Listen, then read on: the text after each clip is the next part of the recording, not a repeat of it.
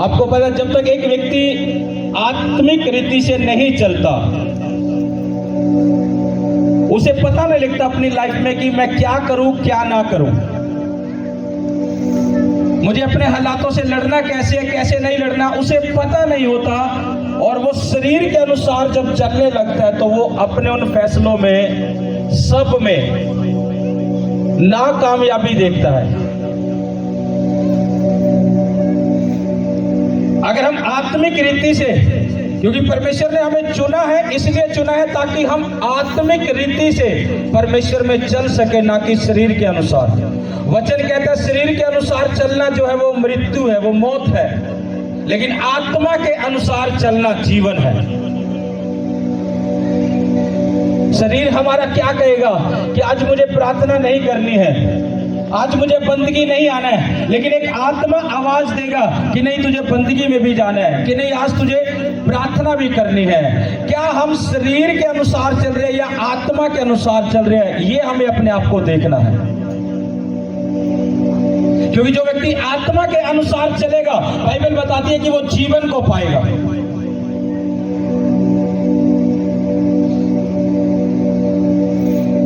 आत्मिकपन हमें बचाता है। अगर हम यूसुफ के जीवन से देखें, यूसुफ जो है बचपन से ही आत्मिक था, वो पाप से दूर था, गुनाहों से दूर था, उसे कोई मतलब नहीं था, जबकि वो ऐसे संगति में रहा जहां उसके भाई पाप में थे, गुनाह में थे, लेकिन उसके ऊपर कोई रंग नहीं चढ़ा अपने भाइयों वाला कि मेरे भाई भी इस रीति से चल रहे हैं, मैं भी इस रीति से चलने लग जाऊं। उसमें कोई असर नहीं हुआ।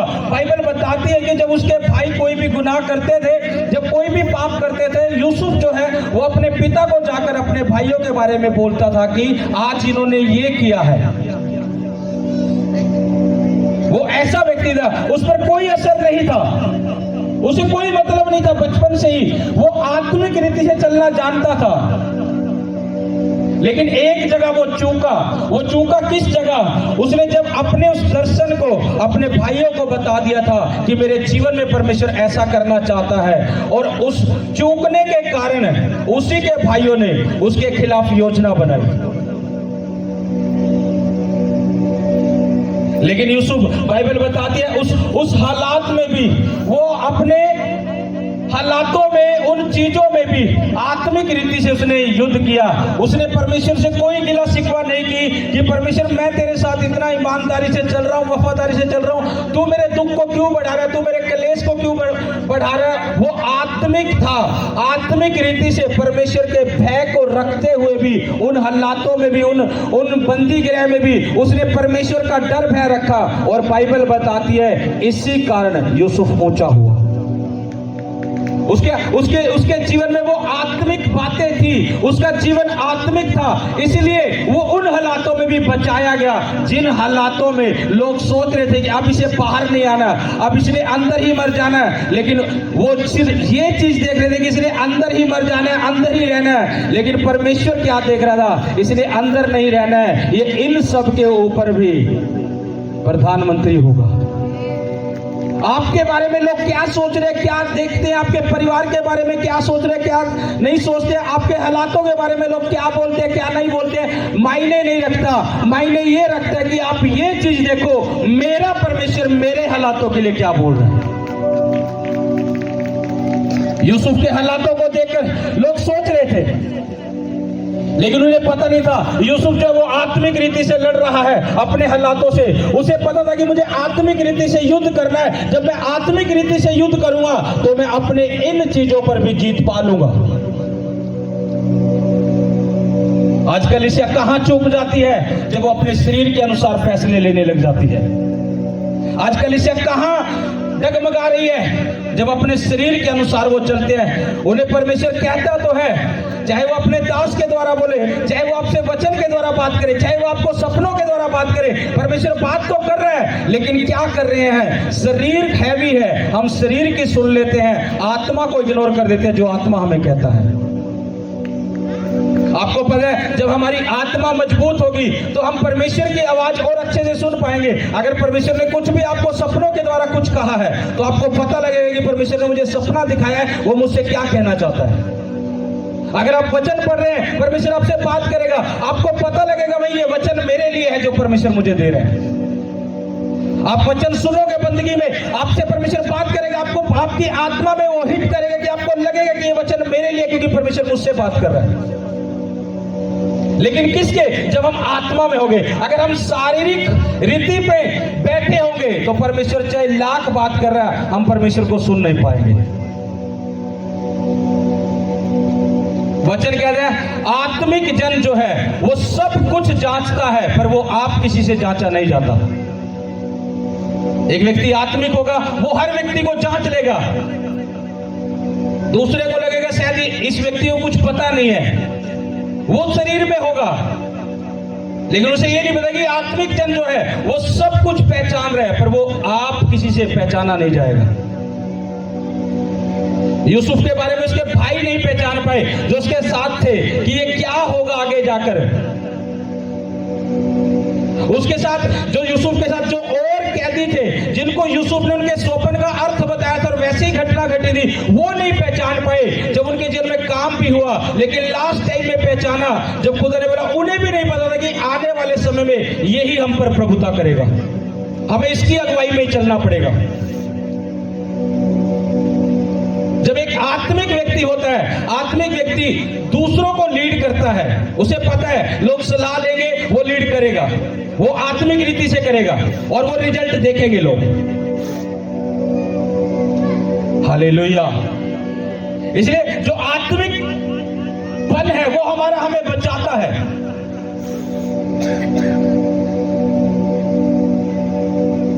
हम गीत गा रहे थे कि वचन भी मती में यही कहते हैं कि हमें तंग रास्ते से, सकरे मार्ग से चलना पड़ता है बहुत बार, लेकिन उस सकरे मार्ग में भी कौन व्यक्ति पार हो पाता है? जो आत्मिक रीति से होगा। उसे पता होगा कि ये मेरी लाइफ में क्या हो रहा है, ये मुझे डुबाने के लिए है या मुझे पार उतारने के लिए बातें हैं। उसे पता होगा मेरी लाइफ में क्या चल रहा है, क्या नहीं चल रहा है।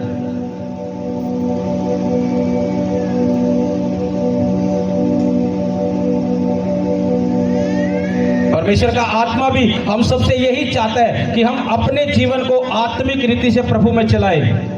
एक वचन पढ़ेंगे, नोट करेंगे, पहला शमूएल 21 अध्याय उसका 10 से 15। पहला शमूएल 21 अध्याय उसका 10 से 15। पहला शमूएल 22 अध्याय उसका 1 और 2। 21 का 10 से 15 पढ़ेंगे हम। तब दाऊद चला और उसी दिन साउल के डर के मारे भागकर गत के राजा आकीश के पास गया। ये दाऊद है जो आकीश के पास गया। हाँ। और आकीश के कर्मचारियों ने आकीश से कहा, क्या वह उस देश का राजा दाऊद नहीं है? क्या लोगों ने उसी के विषय में नाचते नाचते एक दूसरे के साथ यह गाना ना गाया था कि साउल ने हजारों को और दाऊद ने लाखों को मारा है? आकीश का राजा कह रहा था, जब दाऊद अपनी जान बचाने के लिए वहां भागा, उस राजा को पता चला कि दाऊद आ रहा है, तो उसने क्या कहा? कह रहे ये वही दाऊद राजा नहीं है जिसके बारे में लोगों ने कहा था कि साउल ने हजारों को और दाऊद ने लाखों को मारा। अब दाऊद को पता लगा कहीं ये राजा मुझे भी ना मरवा दे, इसे पता लगे कि मैं योद्धा था, मैं राजा था। तो दाऊद ने क्या किया इस वचन में देखेंगे। हाँ, दाऊद ने ये बातें अपने मन में रखी। दाऊद ने सब बातें अपने मन में रख ली। हाँ। और गत के राजा आकीश से अत्यंत डर गया। और उस राजा से अत्यंत डर गया। तब उसने उनके सामने दूसरी चाल चली। तब उसने क्या करा? दूसरी चाल चली। क्योंकि दाऊद क्या था? आत्मिक था। क्यों आत्मिक था? क्योंकि दिन में 7 बार उसे खुदा की हजूरी में जाना है, उसे आराधना करनी है परमेश्वर की, उसने परमेश्वर की हजूरी में रहना। वो आत्मिक था। उसने क्या किया? जब ऐसा माहौल देखा कि ऐसा होगा, वो डर गया। उसने डर के मारे क्या किया? आत्मिक रीति से उसने सोचा और क्या किया? फिर पढ़ो। तब उसने उनके सामने दूसरी चाल चली। दाऊद ने दूसरी चाल चली और उनके हाथ में पकड़कर पागल सा बन गया। कैसा बन गया? कैसा बन गया? अब सोचो। और दूसरा कोई शारीरिक व्यक्ति उसके साथ होता, कहता क्यों पागल बन रहा है, तो मरवा देता उसको भी। लेकिन वो क्यों पागल सा बना?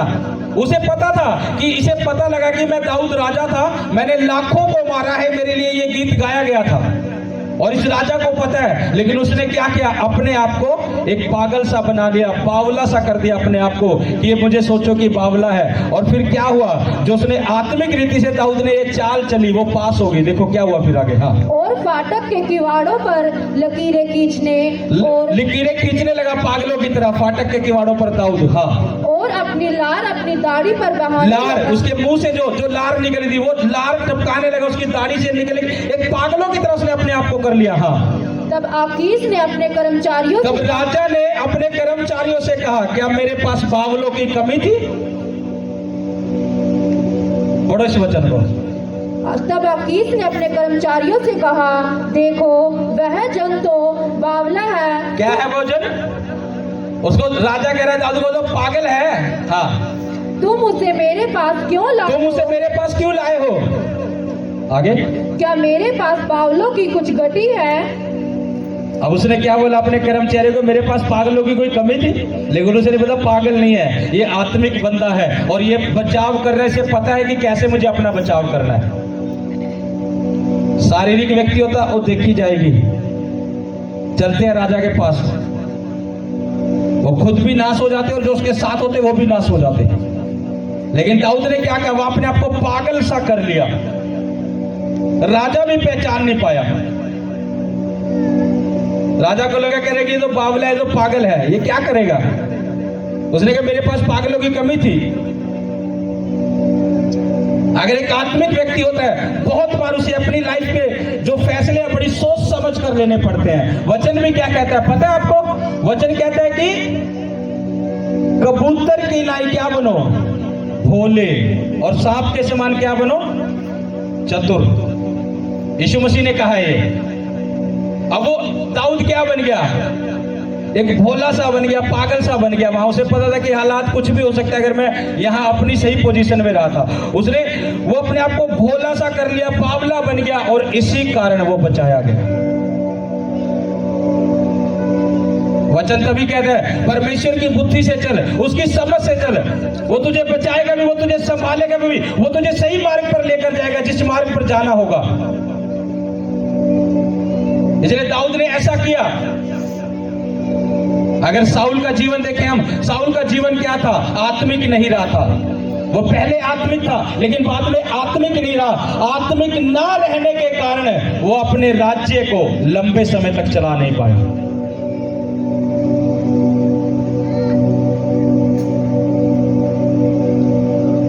उसे परमेश्वर ने एक राज्य दिया था, उस पर राजा ठहराया था, लेकिन वो लंबे समय तक नहीं चला। आज जो व्यक्ति शरीर के अनुसार चलता है वो लंबी दौड़ नहीं दौड़ सकता। अगर आज आप अपने फैसले भी शरीर में ले रहे हो तो तुम लंबी दौड़ नहीं दौड़ सकते। अगर तुम आत्मिक रीति से चल रहे हो, परमेश्वर की सुनकर चल रहे हो, उसके अनुसार चल रहे हो, तो तुम लंबी दौड़ दौड़ोगे। और वचन कहता है ऐसी दौड़ो कि तुम मुकुट भी पा जाओ, वो जीवन का मुकुट। वो दौड़ ऐसी है, चाहे दुख आए, कलेश आए, कुछ भी आए, कोई मतलब नहीं। एक आत्मिक जो व्यक्ति होगा वो इस रीति से चलेगा। दानियल आत्मिक था। दानियल को भी जब गुलामी में गया उसने सारे फैसले आत्मिक रीति से लिए, और चेक करना दानियल का जीवन, दानियल भी बचाया गया। क्यों? क्योंकि उसके फैसले आत्मिक रीति से थे सारे, कोई शारीरिक फैसला नहीं था उसका। जब उसके पास भोजन आया उसने कोई शरीर के अनुसार नहीं खाया, उसे कोई मतलब नहीं था कि मैं इस भोजन को खा लेता हूं। उसने फैसला लिया परमेश्वर के वचन को पूरा करना। उसने कहा परमेश्वर के वचन में लिखा है कि मुझे ये चीजें नहीं खानी है, और उसने उसी के अनुसार वो फैसला लिया और उसी के अनुसार वो चला। और दानियल का पद भी ऊंचा हुआ उस गुलामी में रहकर भी। एलिया के बारे में सुना है सबने? कौन था एलिया? कौन था? कौन था एलिया? ऊंची आवाज से कौन था? हाँ? परमेश्वर का क्या था? दास था, एक भविष्य रखता था, और ऐसा भविष्य रखता था जिसे परमेश्वर ने जीते जी स्वर्ग पे उठा लिया था। उसे मरने भी नहीं दिया था इस धरती पर, जीते जी वो स्वर्ग चला गया था। वो क्या था पता है? आत्मिक था। और वचन कहता है जब अकाल पड़े, चाहे लोग भूख से मर रहे हो, लेकिन एलिया के पास बाइबल बताती है कौवा उसे खाने के लिए देने के लिए आता था। क्यों देने के लिए आता था? क्योंकि एलिया आत्मिक था और परमेश्वर उसे बचा रहा था।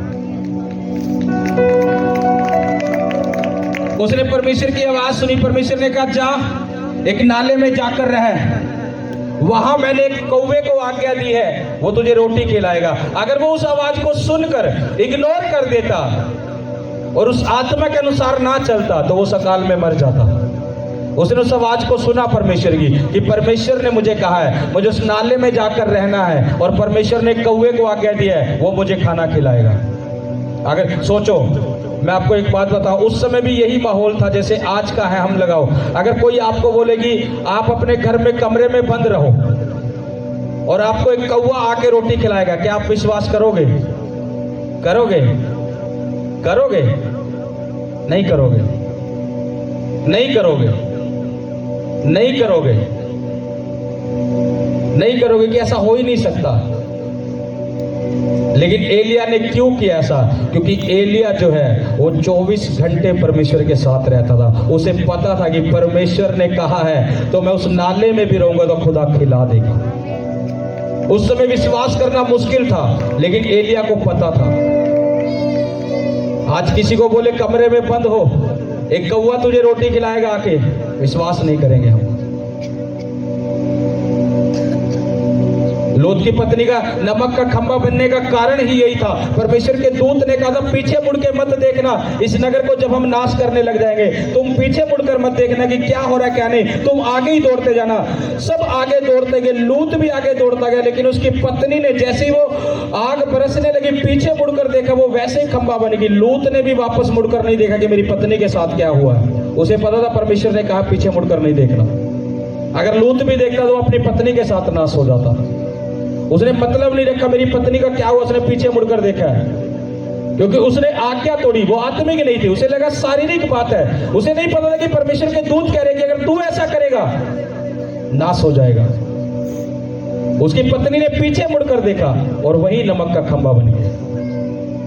मैंने अपने बहुत से लोगों को बहुत से काम के लिए मनाही किया करने के लिए, लेकिन फिर भी लोगों ने किए, रिजल्ट उनका 0 रहा है। बहुत से परिवार है, मैं आपको बता रहा हूं, जिनको मैंने उस काम के लिए मना किया, रिजल्ट 0 देखे हैं। कुछ लोगों ने फिर दोबारा सलाह नहीं लेनी चाहिए कि उस काम को करेंगे, खुदा का दास मना कर देगा। अरे वो मना कर रहा है तो तुम्हारे लिए कर रहा है। अगवा क्यों होता है? अगवा भेड़ों को चराने वाला है। भेड़ों को पता नहीं है क्या करना है क्या नहीं, चरवाहा इसलिए वो उन्हें बताता है कि तुम्हें क्या करना है क्या नहीं करना है। रिजल्ट 0 देखा जिन्होंने बिना उसके पूछे, जब पता खुदा के दास ने ना की है और दोबारा कुछ टाइम के बाद दोबारा उस काम को कर रहे हैं तो रिजल्ट 0 देखा है।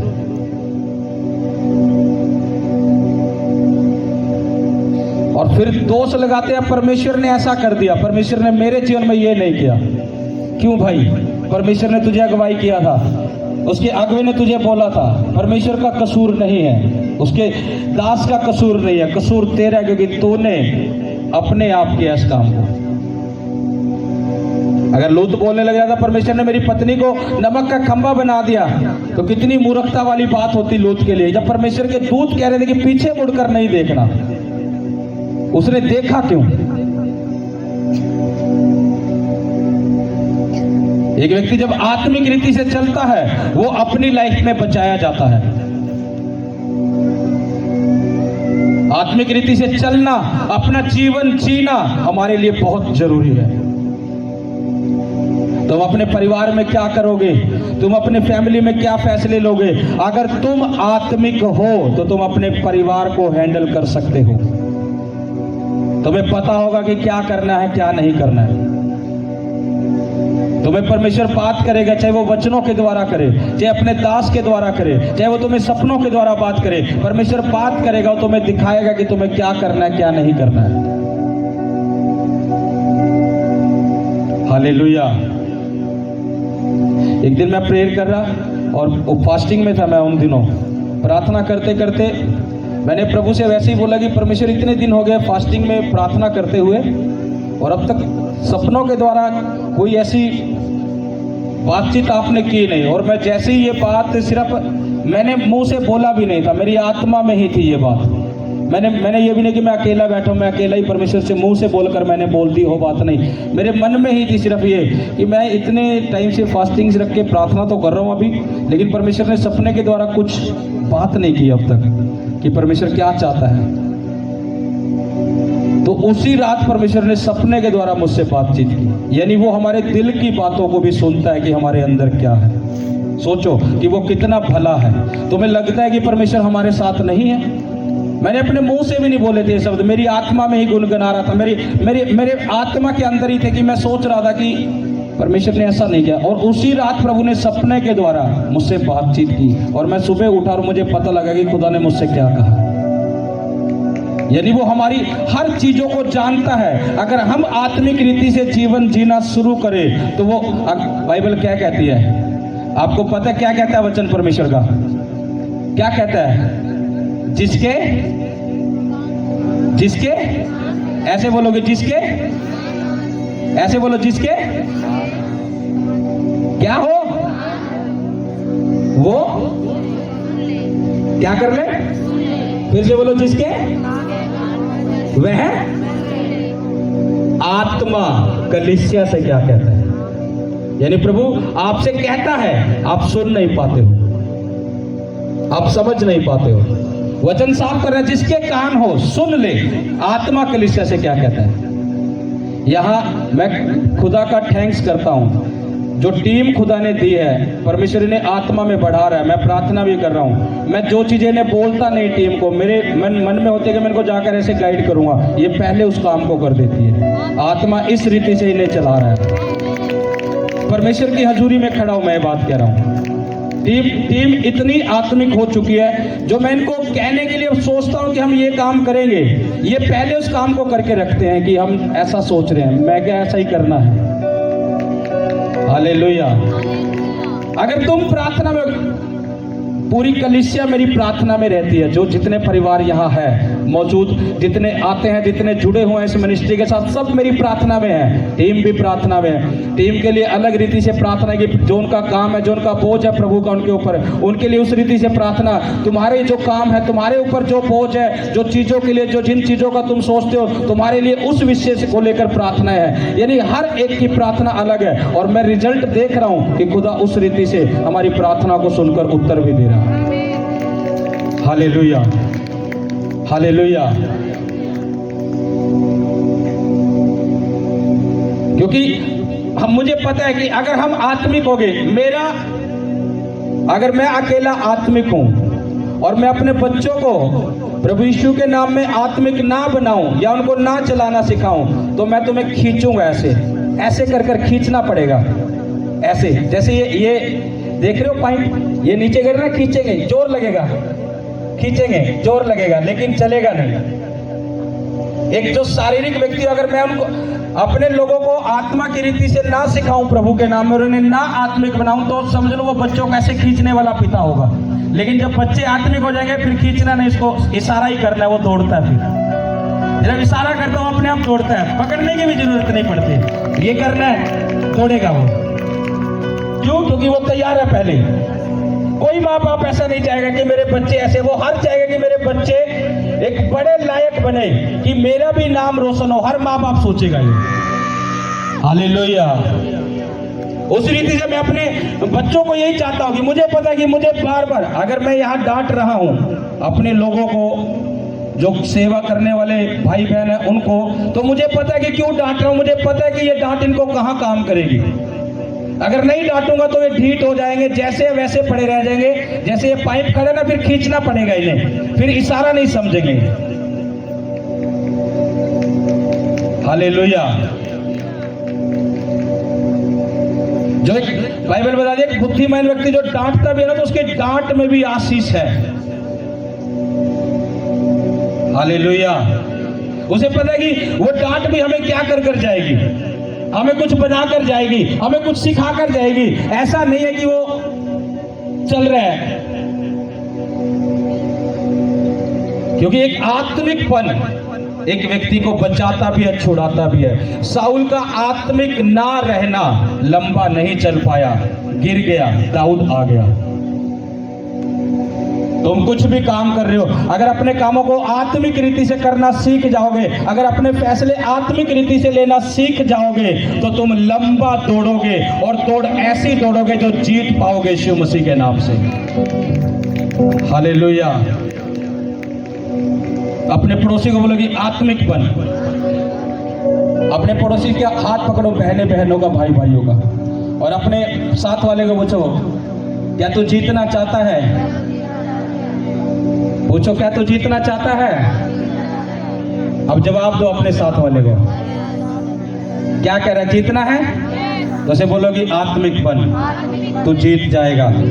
लोग तेरी लाख टांग खींचे, लाख तुझे नीचे गिराए, बोलो तू जीत जाएगा और मुकुट तो पा लेगा। और परमेश्वर ऐसा कर रहा है इस कलीसिया के साथ, सेवकाई के साथ, यीशु मसीह के नाम से ऊंचे होंगे। आमीन, हालेलुया। वो आत्मिकपन हमें संभाल के रखेगा, बचा के रखेगा। एक बंदा मेरे पास आया, बोला बहुत से पास्टर लोग आपकी बुराई करते हैं। मैंने कहा करने दो, बुराई कर रहे हैं ना, करने दो। कह रहे ऐसा बोलते थे आपकी सेवकाई के बारे में, ऐसा बोल रहे थे। मैं क्या उनके पास नहीं है वो, इसलिए ऐसा बोल रहे हैं। हालेलुया।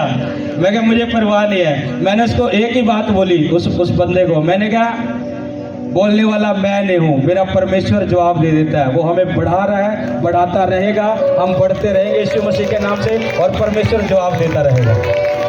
हालेलुया। मुझे जवाब देने की जरूरत नहीं है।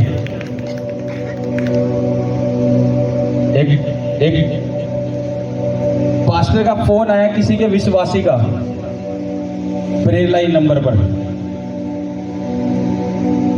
वो किसी बंदे का नाम लेकर बोल रहे कि ऐसे ऐसे कोई विश्वासी आया। मैं क्या हजारों लोग हैं, हमें क्या पता किसका नाम क्या है।